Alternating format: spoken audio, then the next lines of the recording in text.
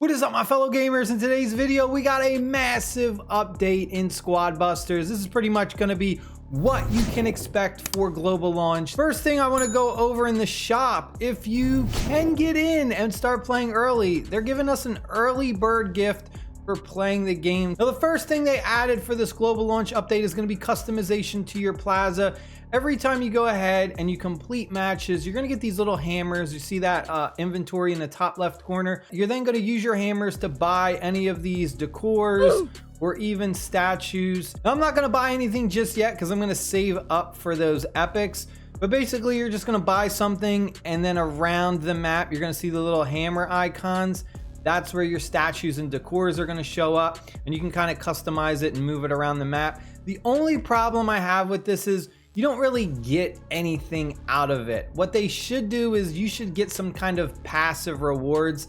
So there should be like an AFK part of the game where if you have certain statues, it generates you a certain amount of coins every day, or it generates you a reward chest every day if you get like one of the more expensive statues. So I would love to see that added. Otherwise, it's just kind of cosmetic only and it doesn't really add anything else to the game. Character wise, they did go ahead and finally release the ultra version of characters, giving them an added upgrade. So if we click on any ultra evolution, we can now see what that 4-star upgrade is going to be. So for someone like B, the Bs are going to circle much faster. I'm not going to go through all of these, but some of the characters at 4 stars are super duper broken. Some are drastically better than others. So I imagine that's going to really push a lot of people to kind of spend money so that way they can get those ultra forms. I believe it's like 1,000 baby versions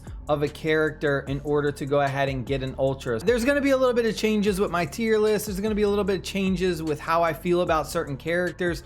We'll have to make an updated tier list and things like that. You'll see that we got 27 new ultra evolutions. We got the plaza shop. We got the new gem pass season. It's going to be Moonlight matchup with new mega units, Magical Shelly, and the Kitsune Witch, which are going to be amazingly strong. The balance updates definitely changed the game a lot compared to what it was when I was playing in early access.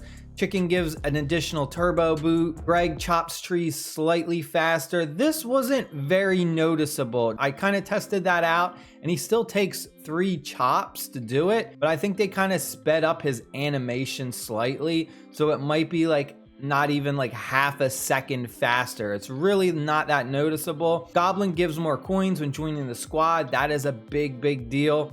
Trader gives 1 additional gem after collecting enough coins. That can be kind of important. There are certain ways that you can abuse the trader. Mavis can now get gems from carrots in addition to coins. That I think is the biggest balance change out of this, is the fact that Mavis can now get gems. Before, that was one of the biggest problems with Mavis compared to Greg, was Greg could get gems from the trees and Mavis couldn't, but Mavis could definitely generate you a lot more value with the coins, because when she would pick the carrots, she would definitely overpower Greg when it came to who could be the best farmer incomer at the beginning. Now that Mavis can get gems as well, it's kind of like, I definitely think Mavis is better than Greg. They also increased the health for a lot of the characters. So Goblin, Chicken, Archer, all these characters are getting an extra 100 health, 150 health, 200 health for Medic, Dynamite, Pam, Penny, Tank on foot. So a lot of the healers, Pam and Medic, they got a big boost to their health. And then 500 health to the Mega Dragon Chicken. And that was one thing that I definitely noticed, was with the 2 different megas that we have, you guys aren't going to notice it because they're going to have the new pass with 2 more megas. So we're going to have 4 megas in total. But early access, we only had the option for 2 different megas, and that was the Dragon Chicken and the Tiger. The Tiger was definitely by far way better. He was super tanky. Summoned unit balancing. The Witch Skeletons have consolidated strength to improve map readability and help unclog portals. The Witch Skeletons have much more health, but slightly reduced maximum lifetime. So that's going to basically mean that the map isn't going to be flooded with skeletons. That was one thing that in early access we noticed, is that you could really abuse the witch and just have skeletons running the entire map because they pretty much didn't die. They were constantly alive, and if you had a lot of witches in your lineup, you had a lot of control over the map. This is another huge change, is the Royal King recruits have been drilled into shape to better guard their king. So they're not just going to sit by the treasure chest that you open up. They're actually going to, like, you know, move around now. So that's the problem that the Royal King had, is when you would open up a chest and he would go ahead and summon those recruits, they wouldn't move around the map. They wouldn't do anything. And then we also have the super gem mine has been moved to the desert world as well.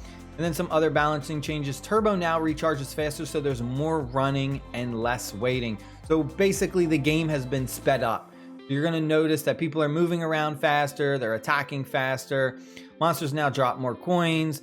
So they pretty much just kind of amplified everything, so you're getting more coins. So they want you to build up your squad faster. Blue power boxes drop 1 extra coin to enable faster match starts.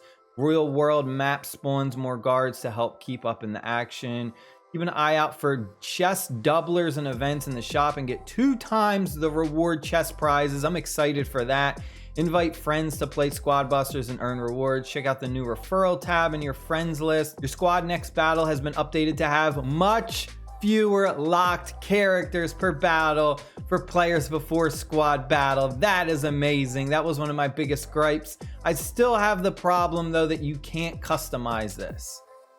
They still have that problem, but you're not going to see as many empty spots. That was my huge #1 problem that I had with the game, is when I was starting out, my squad lineup for the next battle was all grayed out because I didn't have half the characters unlocked, because it's super hard to unlock new characters. I didn't have a lot of options. Now it's going to prioritize giving you, more characters that you actually own, instead of you having a skeleton crew for the next match. I like that, but I still think we should be able to customize this and choose which characters we want to bring into the next battle. Ultimately, I think that would be the best bet. I'm going to go ahead and post my referral link down below in the description box and in the comment section. It's greatly appreciated if you use my referral code. It will help me get some gifts, and then go ahead and share your code with other friends and family members so that you can get gifts as well. That is it. I hope you are excited for global launch. It is going to be awesome. Stay happy, stay safe, and I'll see y'all later. Peace.